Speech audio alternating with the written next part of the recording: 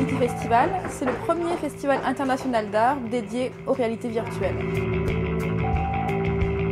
Avec ce festival, on veut montrer que finalement la réalité virtuelle est complètement liée à la réalité qui est nôtre.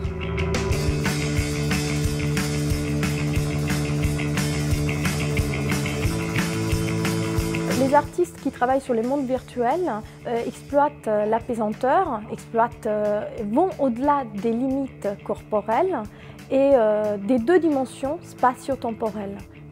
Par exemple, ce qu'on va faire, c'est des performances, et une des performances est assez intéressante puisque ça sera une battle entre un avatar versus un danseur.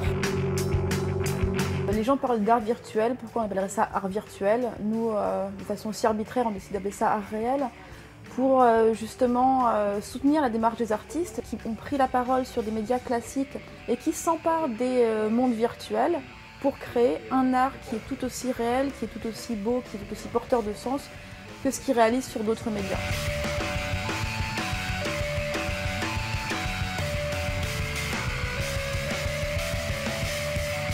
Avec Reality Festival, on a envie de toucher différents types de publics. On a aussi envie de toucher les gens qui ont un peu peur des mondes virtuels. C'est pour ça qu'on a des conférences tous les jours en début de journée de 14h à 17h environ.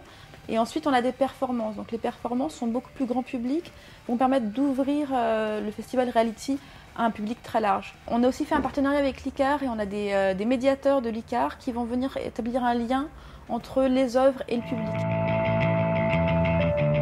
La sélection des artistes a été faite en essayant de mettre en avant des artistes déjà connus qui viennent de s'emparer des mondes virtuels, mais à côté, je voulais aussi donner la parole aux jeunes artistes qui ont tout à fait leur légitimité.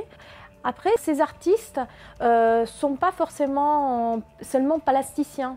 Il y a aussi des architectes, énormément d'architectes qui se posent la question de comment on peut construire un espace à l'intérieur des mondes virtuels. Donc l'idée, c'était vraiment international, pluridisciplinaire et transversal. Les œuvres vont être vendues pendant et après le festival. On a Maître Cornette de Saint-Cyr qui va nous aider à expertiser les œuvres, à leur donner un certificat et à imaginer comment ce type d'œuvre va pouvoir entrer sur le marché de l'art. On a ensuite un partenariat avec Art & You et toutes les œuvres qui auront été en vente sur le festival seront ensuite en vente sur la galerie virtuelle.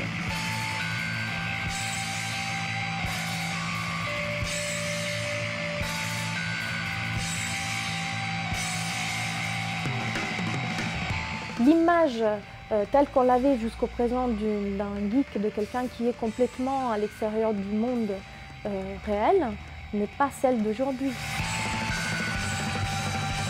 C'est vraiment un nouveau courant artistique qui est en train de naître, d'éclore, de prendre sa liberté. Donc venez nombreux ou bien téléportez-vous avec votre avatar sur l'île de Gans. Tapez Gang sur le moteur de recherche.